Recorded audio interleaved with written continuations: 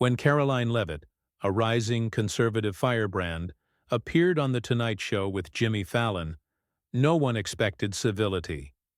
But what unfolded shocked even the most jaded viewers. From awkward pleasantries to full-blown confrontation, the tension exploded on live television and ended with Leavitt being forcibly removed from the set.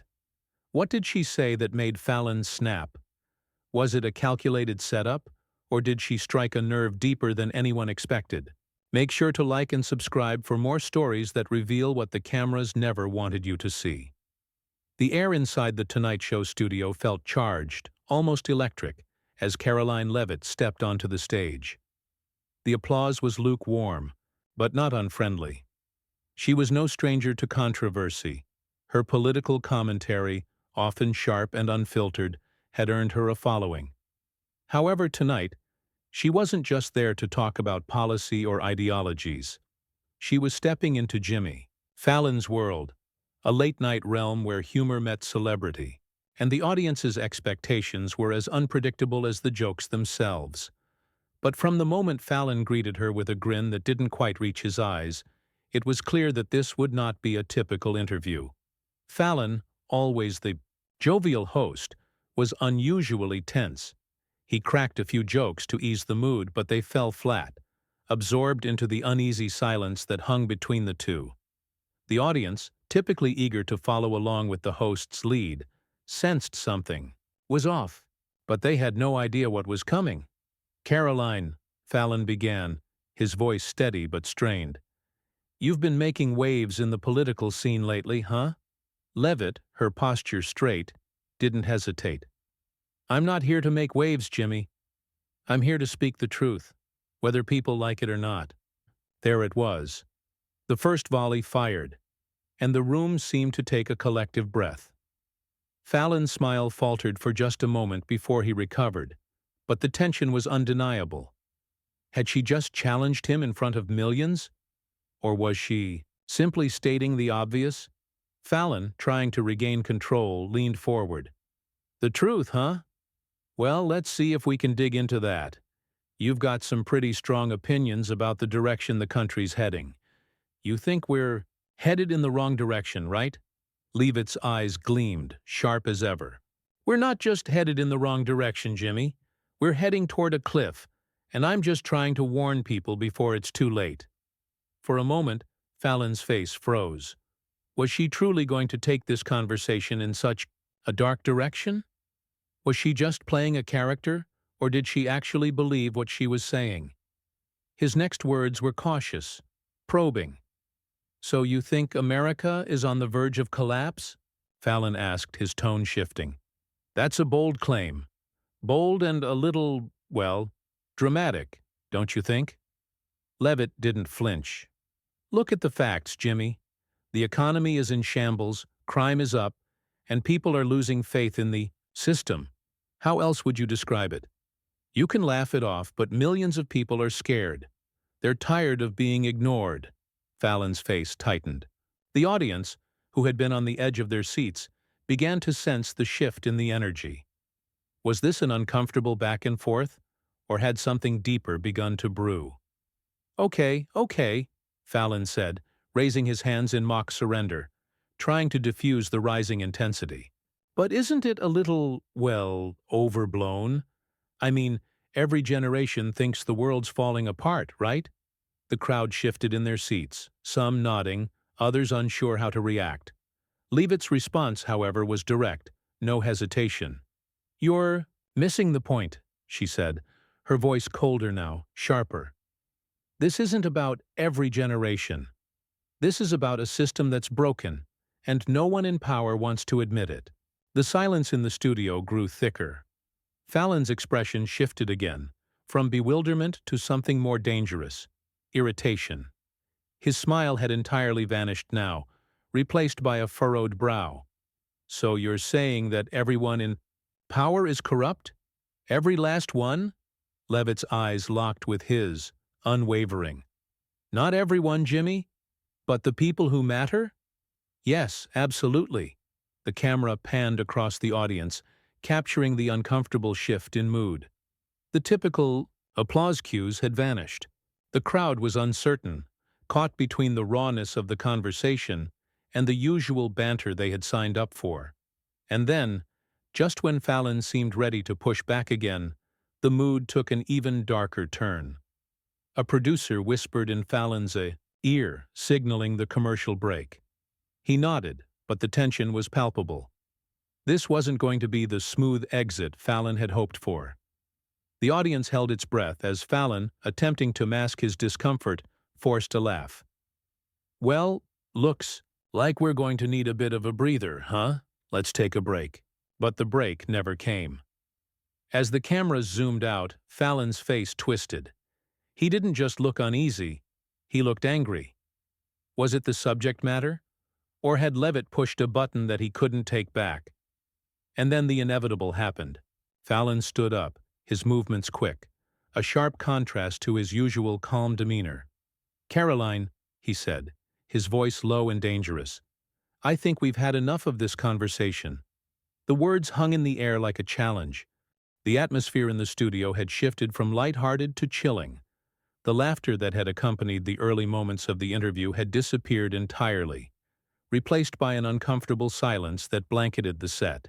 Karoline Leavitt, ever the confident and unflinching figure, wasn't backing down. Fallon's quick dismissal, however, had caught her by surprise, and for the first time that evening, a flicker of uncertainty crossed her face. She wasn't used to being pushed off track, especially not in front of a live audience. But Fallon, despite his polished image, wasn't one to let go of a narrative that was spiraling out of control.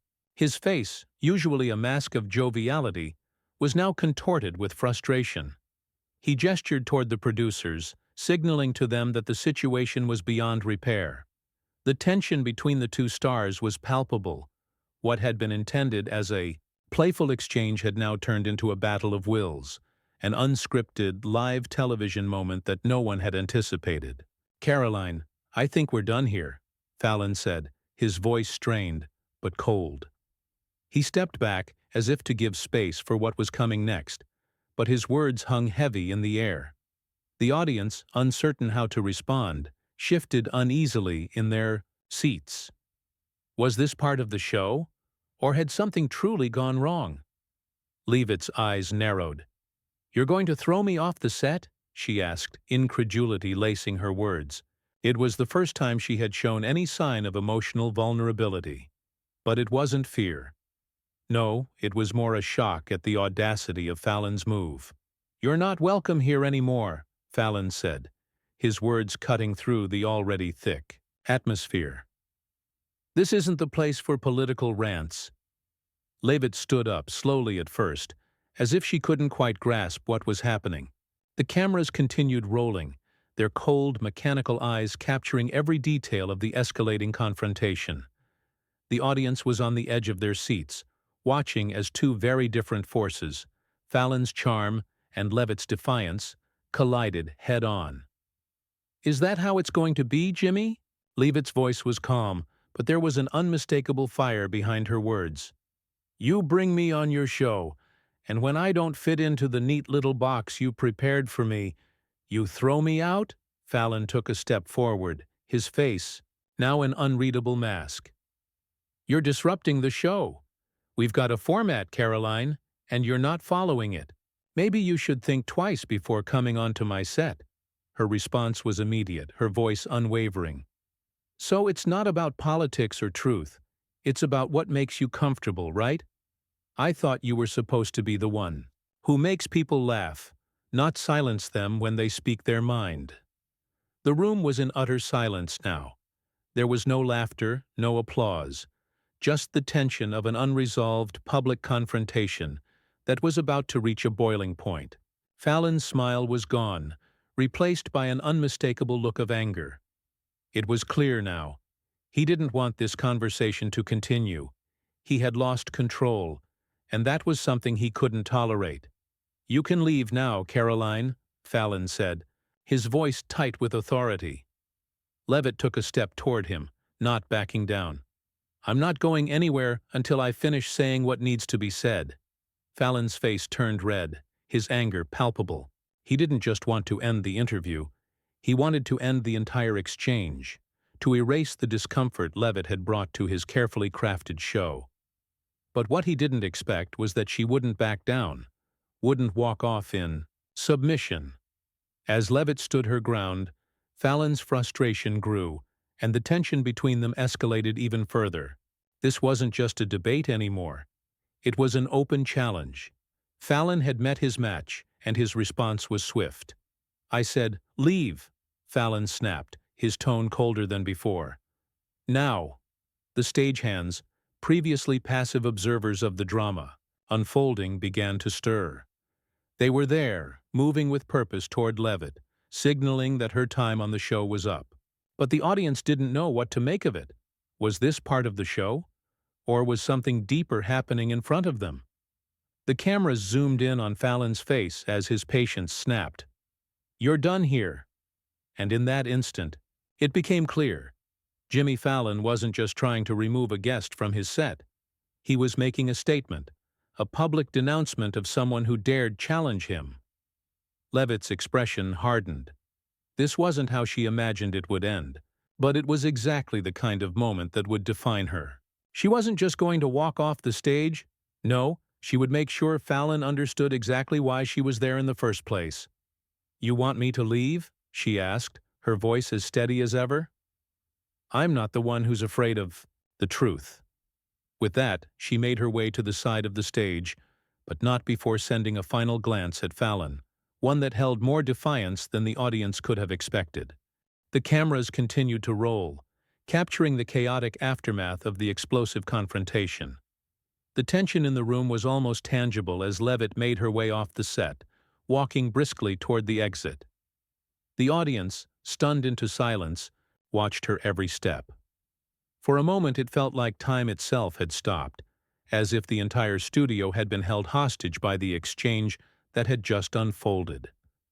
Fallon, standing rigidly by his desk, looked as though he had just stepped off a battlefield. His face was flushed with anger, but also a sense of disbelief. This wasn't how late-night interviews were supposed to go. He was supposed to be in control, guiding the conversation, making the jokes, keeping things light. Yet here he was, shaken, caught in the crossfire of a conversation he didn't know how to win. Leavitt didn't glance back. Her eyes were fixed, forward, her expression as determined as ever. But as she reached the side of the stage, she paused. She turned her head slightly, locking eyes with Fallon one last time. It was a brief moment, but it spoke volumes. She wasn't backing down, not even after being told to leave, not even after being humiliated on live television. Fallon, still processing what had just happened, finally spoke again, but his voice was strained, almost desperate. "Ladies and gentlemen, we'll be right back after this break." The words were robotic, meant to cover up the discomfort, to push past the awkwardness and salvage whatever was left of the show's reputation. But there was no break coming. Not yet. As the production team scrambled to adjust the cameras, someone shouted from behind the scenes, calling for an immediate pause in filming. Fallon, visibly trying to regain some semblance of control, forced a smile. He waved his hands in the air, signaling to the audience that everything was okay. But it wasn't. Not by a long shot. The crew, who had all witnessed the showdown, moved, in close, exchanging glances of disbelief. This wasn't what they were trained for. They had been expecting the usual late-night fluff, the jokes, the banter. But this was different. Something had shifted. Fallon's reputation as a light-hearted, jovial host was now in question. And for the first time in years, the late-night king looked vulnerable. "Get her back," Fallon muttered under his breath, as if to convince himself that this situation could still be salvaged. His voice was tight, the words barely audible, over the noise of the bustling crew. One of the stagehands, hesitant but understanding the gravity of the situation, approached Fallon. "You sure you want to bring her back? After that?" Fallon's jaw clenched.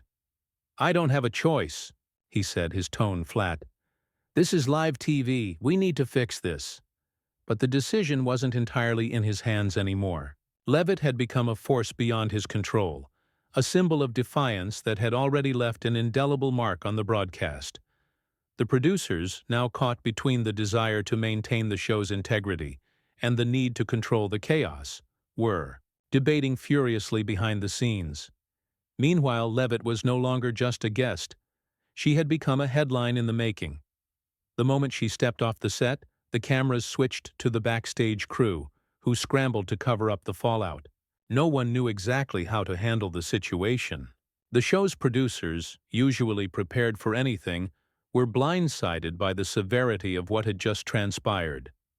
The audience, still unsure of how to react, murmured among themselves.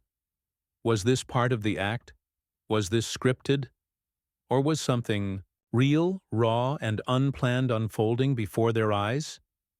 Behind the scenes, Leavitt stood in the dimly lit hallway, the weight of the moment sinking in. She wasn't in the mood for the usual PR fluff. She wasn't there to make peace or smooth things over. No, this was her moment, and she knew it. "I'll never be silenced," Leavitt muttered to herself, her voice steady despite the chaos. She wasn't angry, but there was a sense of finality in her words. Fallon had tried to kick her off the set, but he had just given her the platform to make an even greater statement. The producers, sensing the tension building backstage, quickly approached her, but she didn't need their reassurance or their explanations. She had already made her choice. She wasn't going to let Fallon control her narrative. The story was hers now. As she walked back toward the stage, her steps were deliberate, each one echoing through the empty hall. The moment of truth was fast approaching. What would happen next? Would Fallon apologize and welcome her back? Or was this the end of the road for their on-air clash? Back on set, Fallon was already steeling himself for what was to come. He knew the tension would rise again, and this time there would be no turning back. As Karoline Leavitt walked back onto the set, the mood had shifted even further. The audience, who had been unsure of what to make of the earlier exchange, now sat on the edge of their seats, waiting for the next move. It was no longer a late-night talk show. This was a live, unscripted battleground where two forces were about to collide once more. Fallon, standing in the center of the stage, looked as though he was trying to regain his composure. The light-hearted persona he had built over years of hosting was nowhere to be seen. He was tense, visibly frustrated, and perhaps more aware than ever of how this moment would define him. "Karoline, I didn't expect you to come back," Fallon said, his words forced, but there was no denying the underlying tension in his voice. The entire studio, now frozen in time, hung on his every word. Leavitt's eyes locked onto Fallon's, unflinching. "I wasn't done speaking," she said, simply, her voice calm, but there was an edge to it. Her presence alone was a statement, a quiet reminder of the battle they had just fought, and the one that was still unfolding. Fallon's smile, a trademark of his late-night persona, was now completely absent. "You've already said enough, Karoline," he replied. "This isn't the time or the place for—" "The place for what, Jimmy?" Leavitt interrupted, her tone sharp and unapologetic. "For speaking the truth? For challenging the status quo? You've spent your entire career making people laugh at others' expense, but now that the tables have turned, suddenly it's too much?" The room was silent, the weight of her words sinking in. Fallon tried to hide it, but there was no mistaking the uncomfortable shift in his demeanor. This wasn't just a political debate or a clash of opinions, it was personal. Fallon had underestimated Leavitt, and now he was paying the price. "You can't handle it, can you, Jimmy?" Leavitt pressed, her voice rising slightly. "You built your whole career on making people the butt of jokes, on poking fun at the people you don't agree with. But now that I'm here, challenging you on your own turf, suddenly you don't know how to respond. You're not laughing anymore." Fallon's eyes narrowed, a flash of irritation crossing his face. "I didn't bring you on here to argue. Politics. This was supposed to be a fun interview," Leavitt took a step closer, her presence now dominating the room. "You thought you could control the conversation, Jimmy. You thought you could box me in, keep me quiet. But you underestimated me. And now everyone sees the truth. You're not the king of late night anymore. You're just a man who can't take a challenge." For a moment, Fallon stood there speechless, his mind racing. The audience was still, the tension thick in the air. Could he come back from this? Was there a way to salvage his dignity? Or was this the moment when he had lost control for good? The stage lights shone down on both of them, illuminating the fierce showdown unfolding before the camera's unforgiving gaze. Fallon, who had made a career out of deflecting difficult questions and outmaneuvering his guests, was now in a position where he couldn't run, couldn't laugh his way out of it. Leavitt had cornered him, and there was nowhere left to hide. In that instant, Fallon made a decision. He would either rise to the challenge or let it define him. His face hardened, and his body language shifted. He took a deep breath, trying to reset, to find his composure. "Fine," he said, his voice low but forceful. "You want to have a real conversation? Let's have one." The room seemed to hold its breath. It was a turning point. Fallon had chosen not to run away from the confrontation, but to face it head-on. But what did that mean for the rest of the interview? What did it mean for their relationship, both on-screen and off? Leavitt wasn't backing down either. She was in this for the long haul. Fallon had tried to dismiss her, but now she had him, exactly where she wanted him, on the ropes. She wasn't about to let the moment slip away without making sure the world saw the real Jimmy Fallon, the one behind the laughter and the easy smiles. "I didn't come here for your apologies, Jimmy," Leavitt said, her words cutting through the air. "I came here to make a statement. You thought you could shut me down, but you didn't. And now, I'm going to make sure everyone knows exactly why." Fallon stood still, the weight of her words sinking in. The tide had turned, and the audience knew it. What had started as a late-night talk show interview was now an explosive moment that would go down in television history. And no matter how it ended, one thing was certain: neither Fallon nor Leavitt would ever forget what had happened here. The final moment was rapidly approaching. The tension that had built throughout the interview was now unbearable, palpable in the air. Fallon, standing tall but visibly shaken, knew that the next words he spoke would either salvage his credibility or further tarnish his reputation. Karoline Leavitt, on the other hand, had already claimed her victory. She wasn't just another guest on Fallon's set. She was a force to be reckoned with. Fallon took a step forward, the live audience still, hanging on every word. He needed to make this work, to regain some semblance of the light-hearted banter that had once made him America's late-night darling. But could he? "Karoline," he began, his voice steady but laced with frustration. "You've made your point. You came here to challenge me, and I get that. But this isn't how I wanted this to go down." His attempt at diffusing the situation fell flat, his words feeling more like a plea than a statement. Leavitt stood her ground, unwavering. She wasn't going to let Fallon off the hook that easily. "No, Jimmy," she replied, her voice firm but calm. "This isn't how you wanted it to go. You wanted an easy interview, one where you could make jokes, control the narrative.